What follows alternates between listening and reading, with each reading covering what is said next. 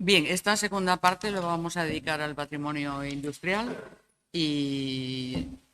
ahora contamos con la presencia de Joaquín Cárcamo. Yo, antes de darle la palabra, pues quiero hacer una pequeña semblanza, pequeña, de él. Joaquín Cárcamo es aparejador, es miembro de la Asociación Vasca de Patrimonio Industrial y Obra Pública Vasca, de la que fue presidente entre 1990 y 1996.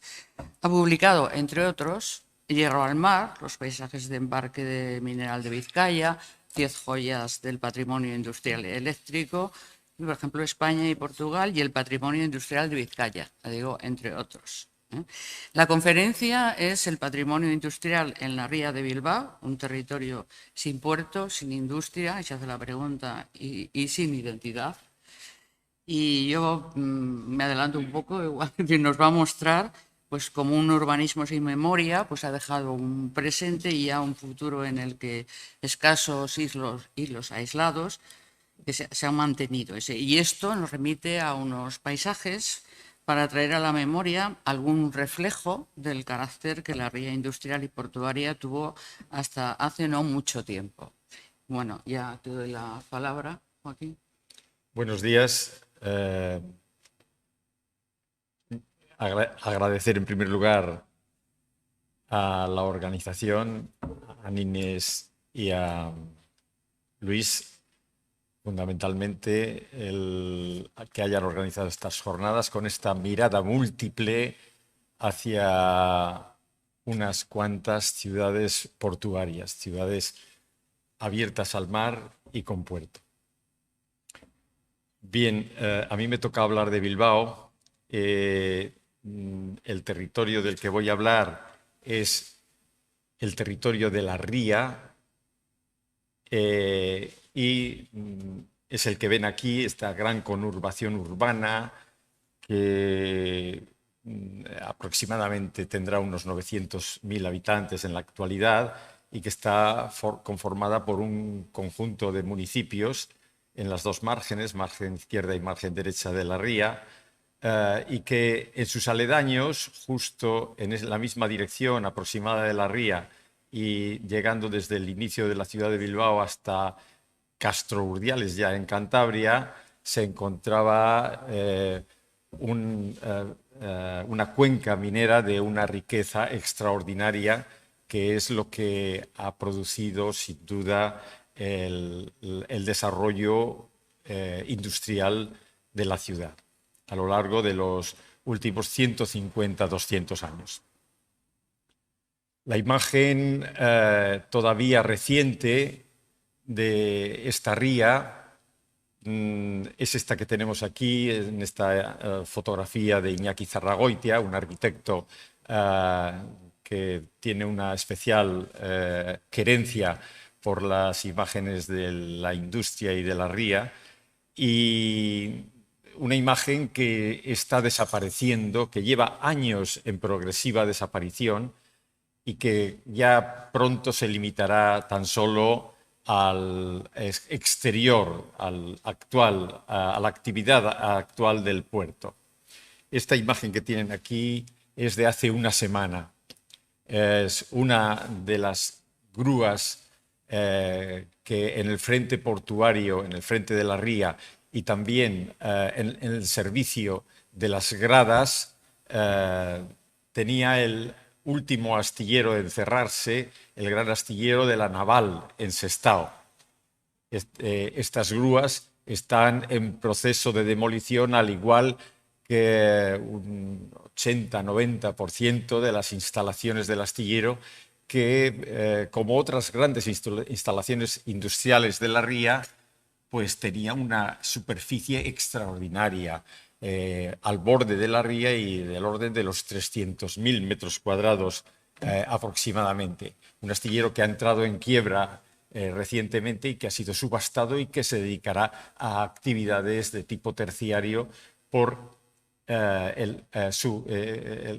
ganador de la subasta, una gran empresa de origen holandés. Bueno, la ría en la que comienza todo es una ría, es un territorio humanizado, evidentemente, pero es un territorio todavía donde la naturaleza tiene tiene preponderancia, un territorio en el que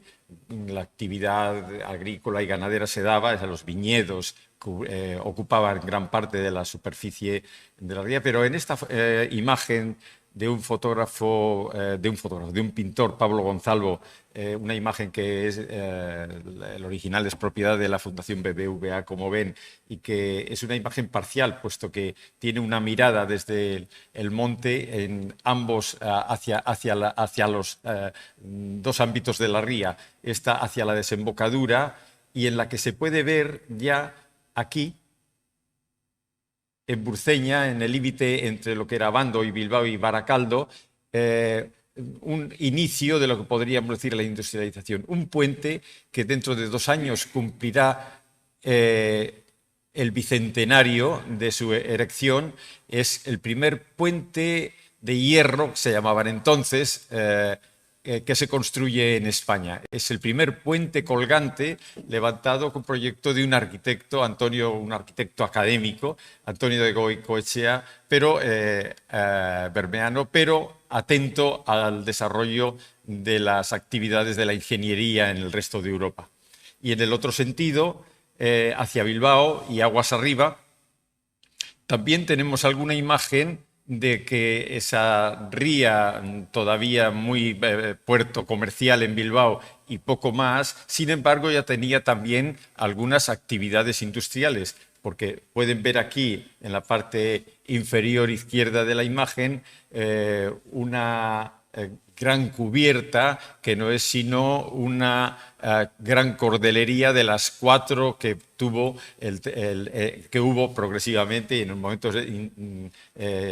distintos a lo largo de la ría.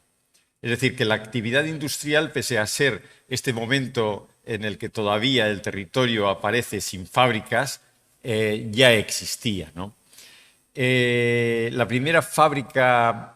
moderna, por decirlo de alguna manera, los primeros hornos altos que se erigen en Vizcaya están aguas arriba de la ría, aguas arriba de Bilbao, en el límite justo en el que se edifica la empresa Santa Ana de Bolueta en 1841. Aquí se ve una imagen de unos años después de Jean Laurent, y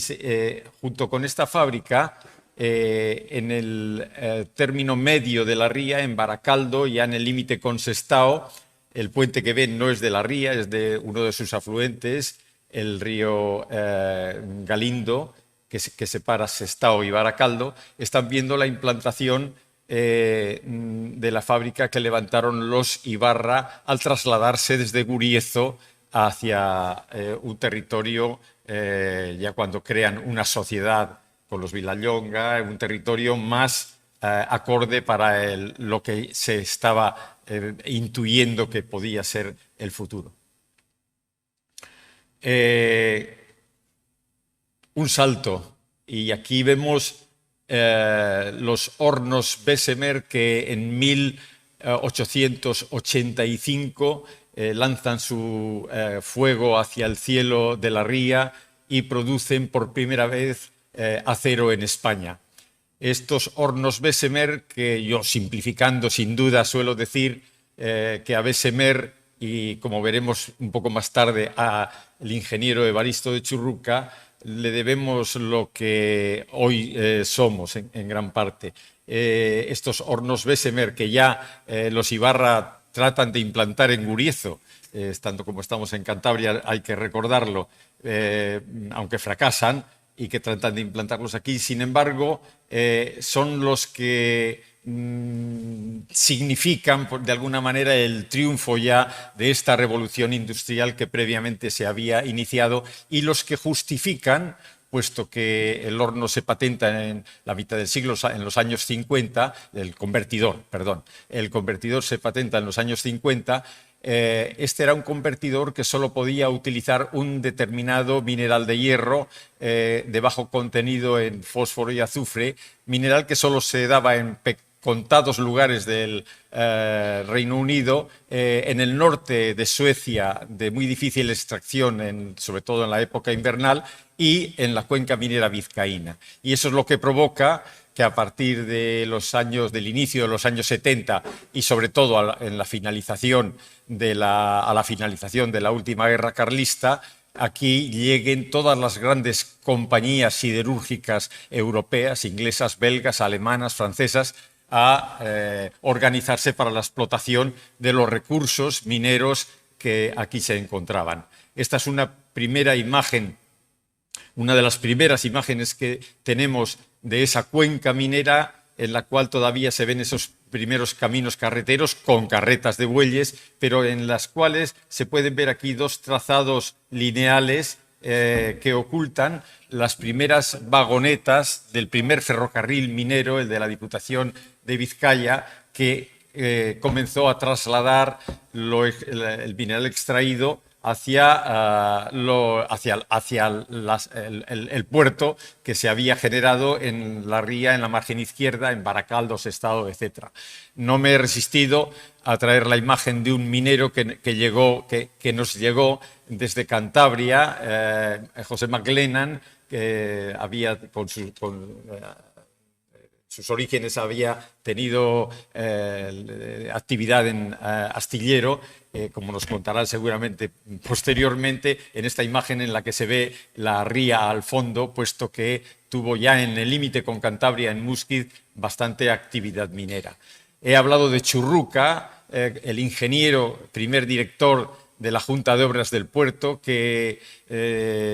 tengo que decir que hemos sido los únicos que hemos recordado que el pasado día 19 de este noviembre se cumplieron los 150 años también de su constitución, en el mismo año que la de Santander.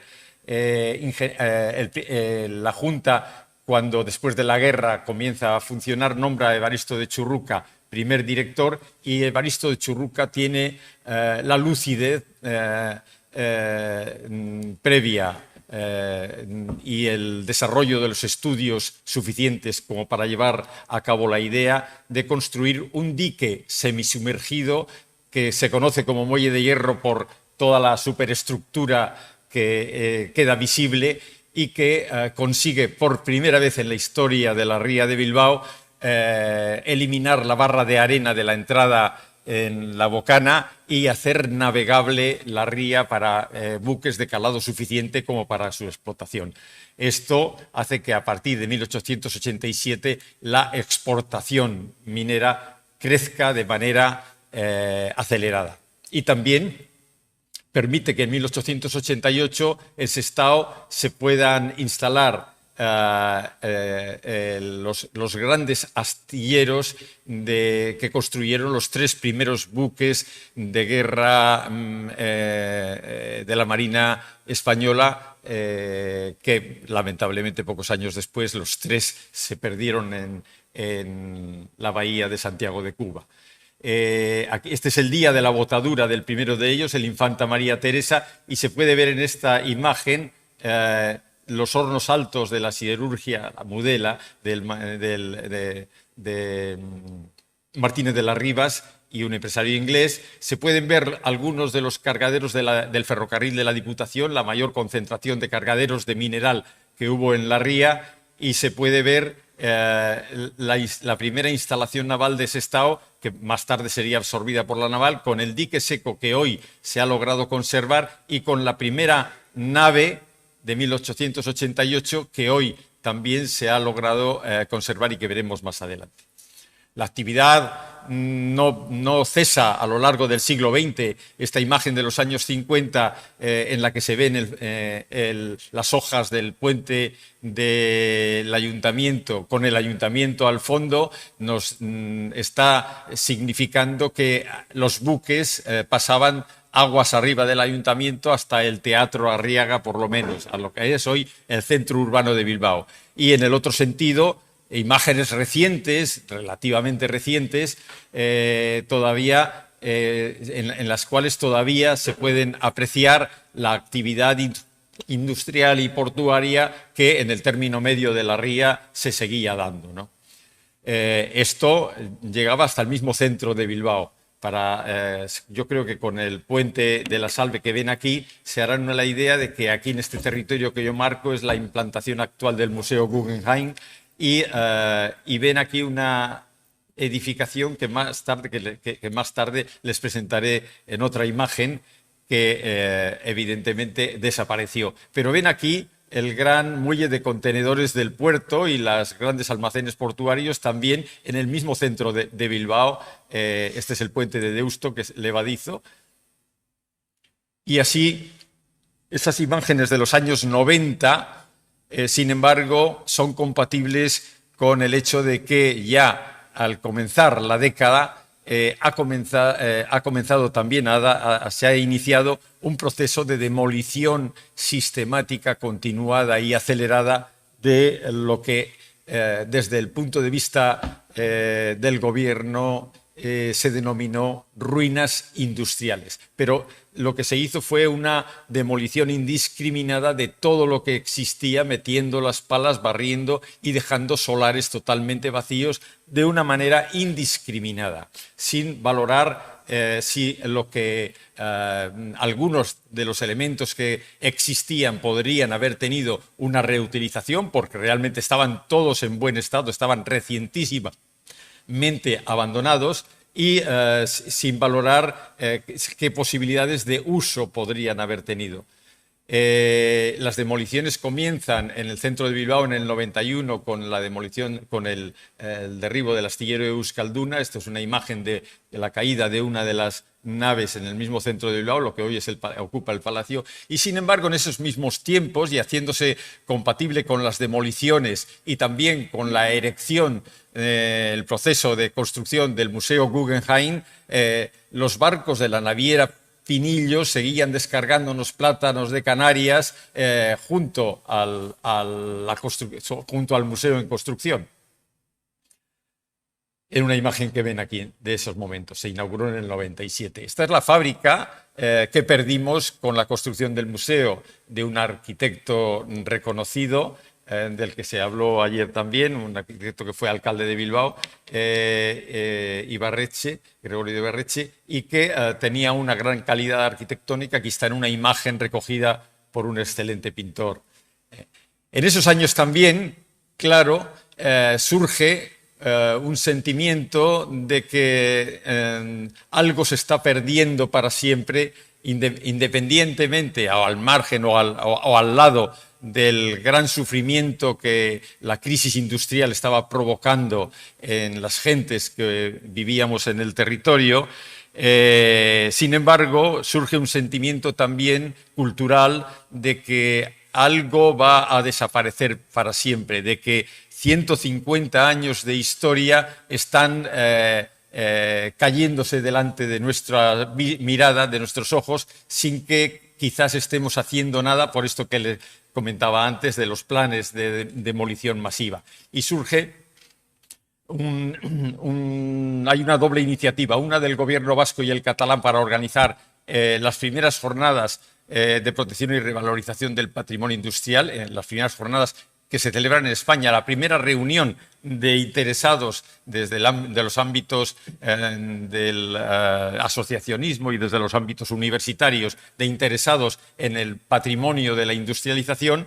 y surge al mismo tiempo una idea de recoger también las piezas muebles, la maquinaria, etcétera, que toda esta industria nos había ido dejando y que estaban condenadas si no a la chatarra. Surge la primera idea de hacer unos museos en Cataluña, en Madrid, en el País Vasco, que recogieran todo este legado mueble. Y la Asociación de Amigos del Museo de la Técnica de Euskadi, que hace su primera reivindicación ante el inicio de la demolición de la siderurgia, de la fábrica de siderurgia y metalurgia de Echevarría, en el mismo centro de Bilbao, detrás del ayuntamiento, y con esta recurso a los medios de comunicación Hoy tenemos aquí con nosotros a Javier González de Durán, ha mencionado como portavoz, secretario y portavoz de la asociación hace 40 años en esta actividad. Esto es lo que quedó de la fábrica. Evidentemente no hubo mucho éxito, ¿no? Quedó una chimenea en lo que hoy es el Parque de Recalde. La asociación continuó, muchas veces casi encadenándonos físicamente a los elementos que estaban en demolición. Cuando los sopletes estaban actuando, se logró salvar uno de los dos puentes históricos que salvan el Cadagua del primer ferrocarril que recorrió la ría. Perdón. Bueno, ¿y qué queda hoy en esa ría de todo lo que fue esos 14 kilómetros de industria y de actividad portuaria en las dos márgenes, fundamentalmente en la izquierda, pero también en la derecha, con actividad de fabricación metálica, astilleros, etc.? ¿Qué es lo que queda hoy en día? Pues no muchas cosas, yo voy a hablar en estas fotografías, quedan más, claro, evidentemente, pero en estas fotografías les voy a dar un pequeño muestrario de lo que podría ver un navegante que recorriera la ría desde La Bocana hasta la ciudad de Bilbao. Empezaría viendo el dique muelle de hierro construido por Churruca,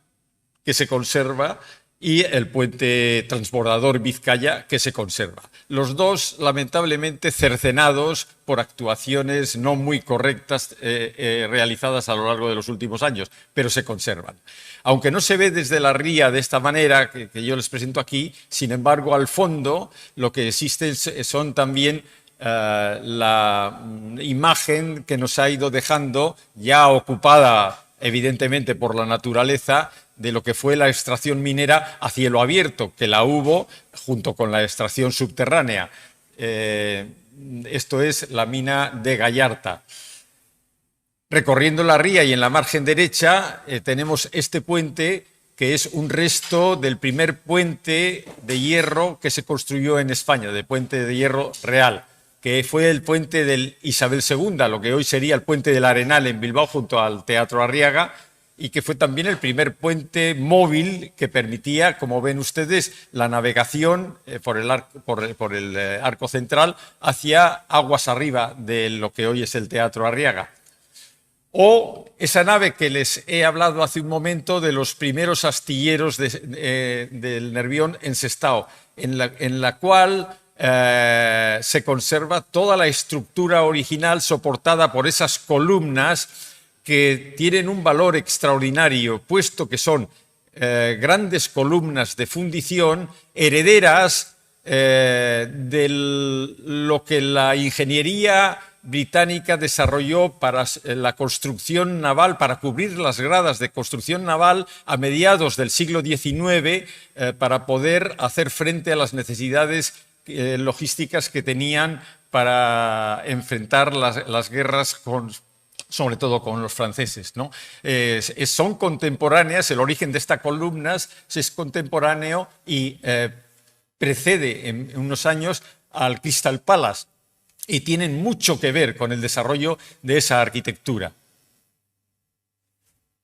Este elemento se ha logrado salvar. O el horno alto, con algunos de los elementos complementarios. Un horno alto es el símbolo que explica la siderurgia integral, que ya hoy está en desaparición progresiva en el mundo y que en España solamente queda la actividad en Asturias, ¿no? Este horno está en proceso de fases finales de restauración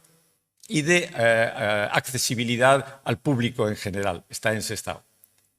O de lo que fue Altos Hornos de Vizcaya, nos ha quedado también este elemento que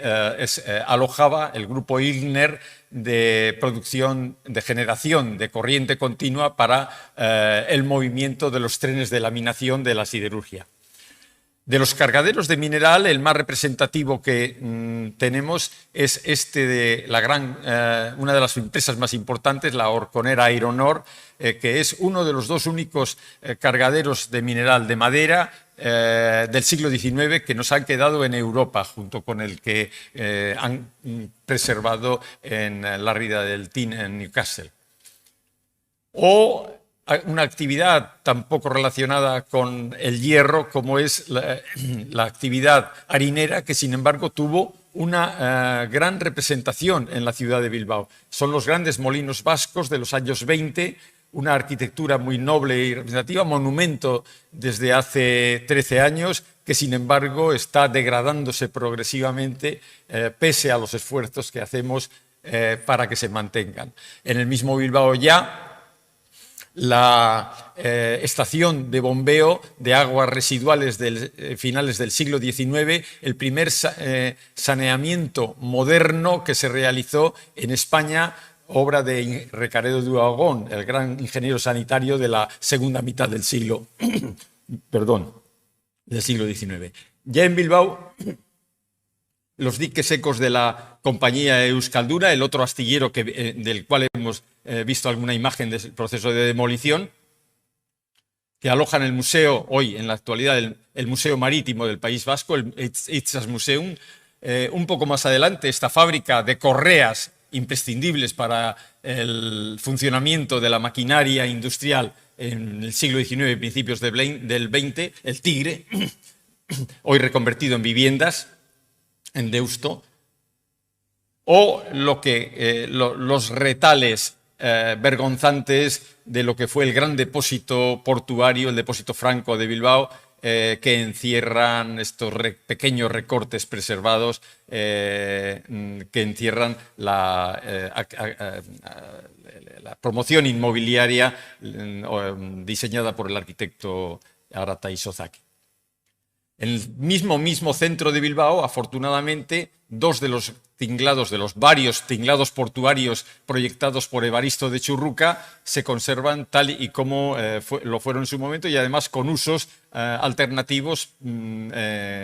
que funcionan perfectamente en la ciudad. O las estaciones en el frente portuario también, aquí abajo en la cota ferroviaria, en la estación de La Naja, y en la cota urbana, y en la ferroviaria portuaria, quiero decir, y en la cota urbana, el frente de la estación, también se habló ayer algo de ella, de la estación del ferrocarril de Feve, de Vía Estrecha de Santander. Un poco más adelante,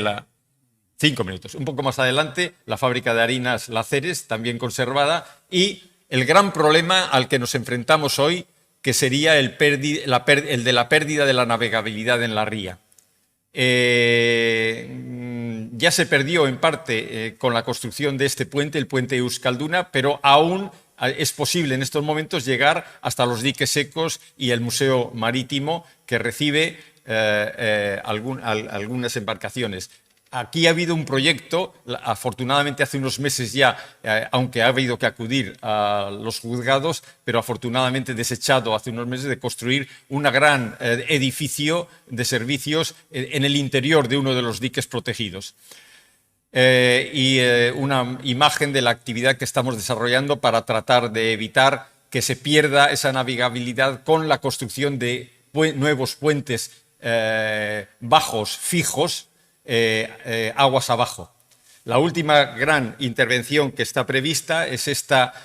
con un proyecto de Zaha Hadid en lo que fue península y hoy es isla de Zorrozaurre, en la cual en el master plan de la arquitecta estaba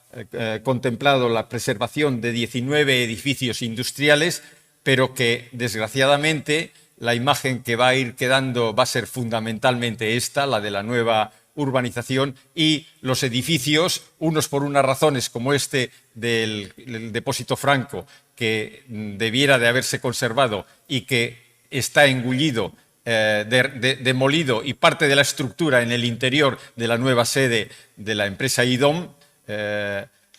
o este otro de los 19 edificios que debían de haber sido preservados de la empresa Cromoduro, demolido hace muy poco tiempo, recientemente, o este también de la empresa Cromoduro, que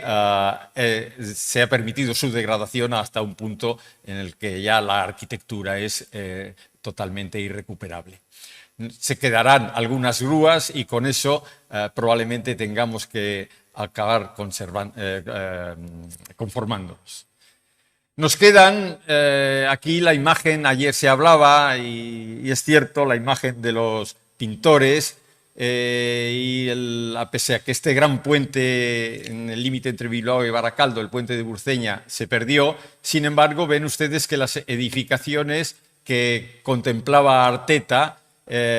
no las hemos perdido todavía. Nos queda el asomarnos al puente y rememorar esta imagen centenaria,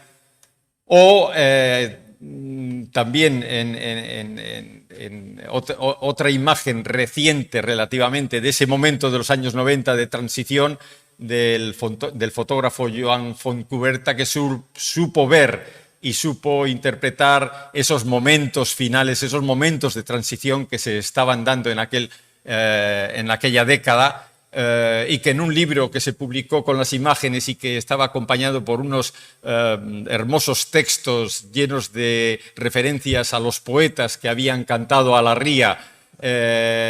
nos escribió Manuel Vázquez Montalbán, con palabras que firmaríamos hoy muchos de los que nos hemos dedicado a tratar de preservar en la imagen de la ciudad esta preexistencia de los últimos 150 años. Esta es la imagen que tiene la ribera de Abandoibarra, y con esto termino hoy en día. Quizás la frase que ven ahí de dos estudiosos vascos sea un poco exagerada, pero refleja muy bien las sensaciones que tenemos muchos sobre el hecho de que en nuestra opinión, no se haya sabido, dentro del urbanismo desarrollado en estas 3 últimas décadas, integrar los restos de la actividad de la industria, esa imagen de la memoria tan fuerte que tuvo la ría, esa imagen tan fuerte que tuvo toda la provincia, en realidad, todo el territorio de Vizcaya, de que no se haya sabido integrar en ese urbanismo, haciéndolo perfectamente compatible con el desarrollo, los nuevos desarrollos urbanos, con las nuevas necesidades que la ciudad postindustrial tiene, y eso tenemos que lamentarlo. Bueno, cumplimos 40 años,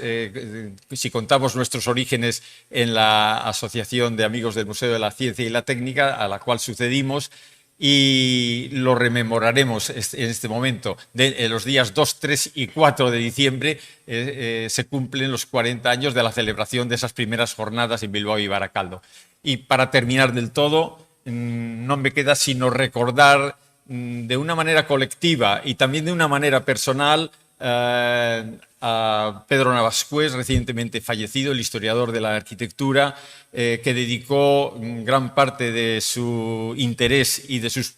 estudios y de sus publicaciones al patrimonio del hierro y al patrimonio de la industrialización. Aquí recojo una imagen de la revista CAU de 1980. En ese momento yo pertenecía al Consejo de Colaboradores. Lo cito porque él me abrió los ojos, y debo reconocerlo, es de justicia. Él me abrió los ojos a esta realidad que existía y que yo no había sabido ver hasta entonces. Nada más. Muchas gracias.